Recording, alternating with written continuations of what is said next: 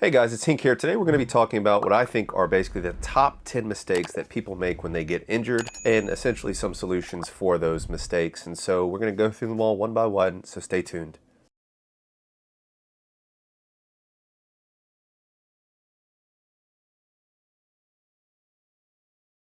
All right, guys, so today we're going to be talking about basically, in my experience doing this injury coaching for almost like 3 years now, what are the top mistakes that people make and basically how we can correct those mistakes. These aren't necessarily in any particular order, but I do think the most salient ones are more towards the front. So let's get into it. So number one is just freaking out. Guys, I get it. It's your manhood. You're worried that it's never going to work again. I've been there. Trust me. It's easy to freak out and think that you're doomed. You're never going to work again. Your life is over. It's not the case, guys. Most of the time, most of the injuries are just these little minor things that really you just need to take some time off and they resolve on their own. But guys just freak out and, oh my gosh, woe is me. My life is over. And, I've been in that position. So I'm not even throwing shade. I'm not even trying to be funny here. I've been there. But just don't freak out. The reason is, so you have these two kinds of like what we call innervation. You have your sympathetic, which is like your fight or flight, or then you have your parasympathetic, which is like your rest and digest. And so when you are freaking out, oh my God, what have I done? You are sending these signals to your pelvic floor muscles, to basically the nerves in your penis to stay constricted. Don't relax, don't allow blood flow into those vessels.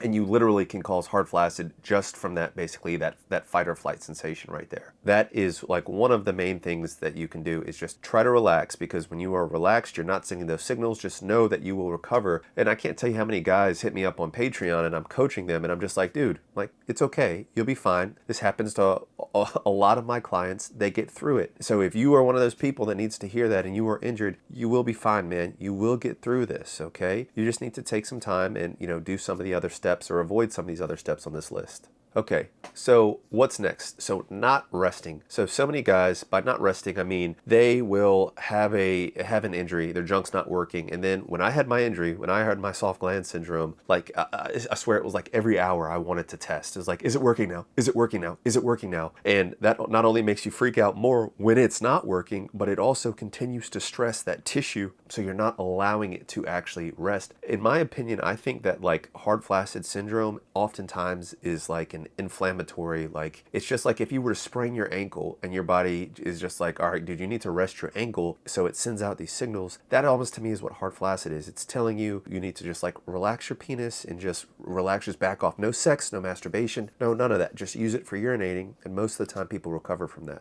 So really, if you just spent more time and just allowed more recovery, most of these injuries are going to resolve on their own, okay?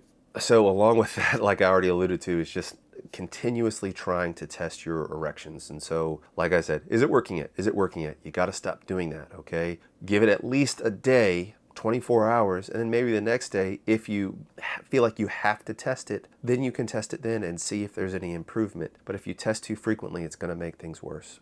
This is, in my opinion, a big one, guys. And so, like, obviously, using supplements or even medications. And so I made so many videos, guys. I made, like, at least 2 videos on, like, PDE5 inhibitors like Viagra or Cialis. I put up little bloops here so you can see those screenshots. I'll link them in the description below as well. But I've also made videos about things like N-acetylcysteine. I've also made videos about just citrulline-based supplements and how helpful they can be when it comes to injury prevention and injury recovery. But yet, guys, either don't do enough research or whatever it might be, and they're not taking any supplements, and therefore that can actually prolong your recovery, guys. And so I do think if you get injured, maybe give it 3 to 5 days, just see if it gets better on your own. You might not need anything, but if it's any longer than that, I would really suggest you start supplementing. And personally, I don't think it's going to hurt to supplement early rather than later. And so if you get injured, you feel like it's not working like normal, you're cold, your glands is cold, whatever, just go ahead and start supplementing. And guys, if you're wondering like how to do that, just watch the other videos. I'm trying not to make this a long video here, and I'm already like 5 minutes deep. Another thing that people do, people either like freak out too much or they ignore it, okay? They're doing whatever they do and they feel like they have an injury and they're like, I'm just gonna ignore it. And it's one thing to ignore it and like rest, but it's another thing to ignore it and continue to like masturbate 3 times a day. And like, I can't tell you how many guys that I've had that I'm coaching through an injury and they got injured and then like they masturbated like twice the following day and they're like, yeah, both times I masturbated, my penis wasn't able to get as erect. And I'm like, dude, what are you doing? And so you can't just basically like ignore it and think it's gonna, and you can just do everything you normally do. If you have an injury, know that there is an injury and take your time and rest. along with that, guys, I can't tell you how many people don't even know their own basic anatomy. I have a whole post on Reddit about basically how to not get injured. The very first thing you should do before you engage in any kind of enlargement practices is take a thorough inventory of your own penis. Do you have any dents at baseline? Do you have any curvature at baseline? If so, how much? I just had a guy that I'm trying to coach through, and he's like, yeah, I have this kind of indentation along the base of my penis, but I don't know, I can't tell if it's getting worse because like he doesn't have an inventory of like what he did prior to get started. And then like he sends me all these pictures and I'm like, you know, dude, it looks like it was there before, even before you started pumping. But you know, regardless, it's like if you don't know what normal is for you, you're not gonna know what abnormal is. And that goes with the veins on your penis, that goes with sensation on your penis, how erect you normally get, how hard your gland normally gets compared to your shaft. Like all of these things, you really need to know what your baseline function is so you have something to compare to moving forward if you actually get injured, okay? So the next thing is waiting too long to seek help. I think that for the most part, at least now, I feel like there's more and more guys that are, you know, I don't care if you reach out to me, guys, you know, whatever, but at least are on the subreddit saying, you know, I think I have an injury, you know, what do you guys think? What should I do? You know, how can I help? There's some guys that, you know, some of my clients on Patreon have actually been like a decade old injury and they're still trying to seek correction, but they never actually sought out the appropriate help. And so if you wait too long and things get too worse, it's going to be harder to correct, okay? So seek help early if you feel like you have an injury. Along with that, guys, not seeing a doctor or especially a urologist. And so once again, I do think that most injuries, if you give it 7 days, 5 to 7 days, usually about 3 to 4 days, you're going to be able to tell if things are getting better or things are getting worse, okay? In general, okay? I would never dissuade you from going to see a tried and true medical professional, guys. My problem with the medical community is that half the time they don't know what the heck they're like, they don't know what any of this like PE stuff is, guys. And so if you go in there and you say like, yeah, I need your help, I was jelqing and I feel like I have an injury, you know, I doubt they'll even know what jelqing is. So you need to be careful. And if you're going to seek medical professional help, you know, I do think it behooves you to actually do your research and see like, okay, which urologists are actually familiar with some of these practices and, you know, which specialize in pelvic floor injury. Because if you go in and see a general practitioner and you're talking about, you know, you wore an extender for too long and now your glands is cold, they're going to either just ignore it and say it's in your head, get out of my office, or they're going to say, here's some Viagra, you'll be fine, and get out of my office. And so they're not going to address the problem. And so you really have to take it upon yourself. But I do think in most cases it's helpful to see an actual doctor. When I had lymphangiosclerosis and I was freaking out about it, I saw my doctor. And do you know what he's able to do for me? Not a damn thing, because I went into his office and I was like, I think I have lymphangiosclerosis. What do you think? And he's like, I've never heard of that. Okay. Then he like went and Googled it real fast and came in and tried to like give me an educated answer because he knew I was a doctor as well. But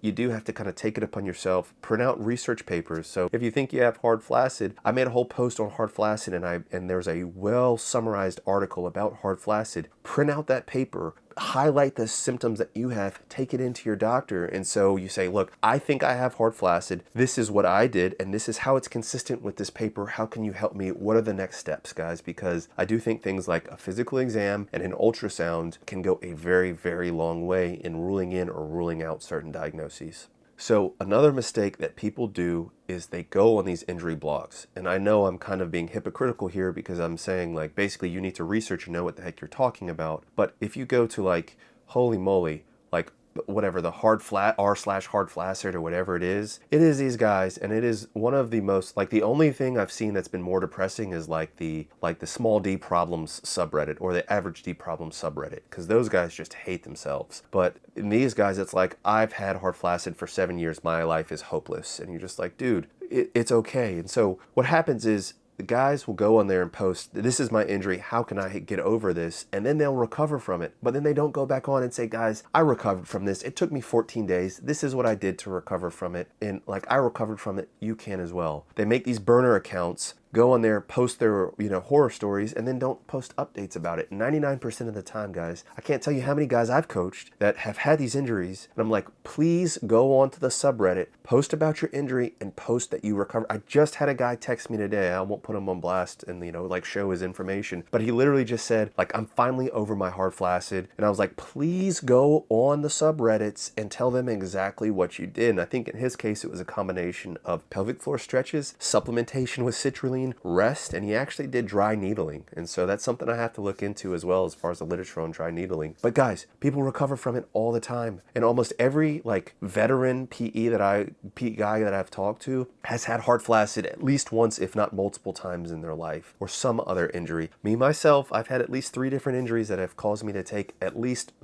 3 separate 3 to 6 month spans off from PE, guys. So just be careful when you go on injury blogs, because people are always going to post their worst situations, and they usually do burner accounts to do this, okay? So this is something that irritates the crap out of me, guys. You need to be proactive. So if you are going to engage in any sort of enlargement practices, regardless of what it is, you need to read everything you can about the practice, and you need to learn what are the potential injuries that could come from it, okay? So if you're using an extender, the extender base pressing into the neurovascular bundle at the base of the penis, that can cause numbness. If you're using a noose extender where it's wrapped around the glands and that's where the pressure is, that can cause numbness. You could have obstruction of your lymphatic flow causing lymphangiectasia sclerosis. That could be a potential injury. Along with the neurovascular bundle, you could have hard flaccid if you leave it on there for too long. So when you do get injured, you already know, okay, I was worried about this, but I learned about this is hard flaccid. These are the ways that I can overcome this. And so you're already prepared, guys. So many guys hit me up for coaching and have hard flaccid and never even seen my hard flaccid video or any of the other hard flaccid videos, guys. And so you have to do your research before you get injured. You have to learn about this stuff. What is the anatomy involved? What can go wrong so you can be prepared to overcome that? Another thing that people do is they don't take enough time off in between injuries, okay? I have guys that have had hard flaccid, guys. I coach them through it. They get over it. It's wonderful, okay? Hooray. We're all high-fiving. Awesome, man. Smiley faces, slap hands. And then they're like, all right, I'm going to start back with pumping and clamping tomorrow. And I'm like, dude, you can't do that. I personally, like I said, when I've got injured, 3 months off minimum. It's just not worth it to me, guys. What is the point of having a bigger penis if it doesn't work? I always recommend, guys, take appropriate time off. Make sure that you are 100% recovered, because it's kind of if you sprain your ankle and wait too long to get back out there, get back out there on your ankle too soon and play basketball, you're going to make it worse and maybe even fracture your ankle, okay? So if you do get injured, just make sure you take enough time off, okay, guys?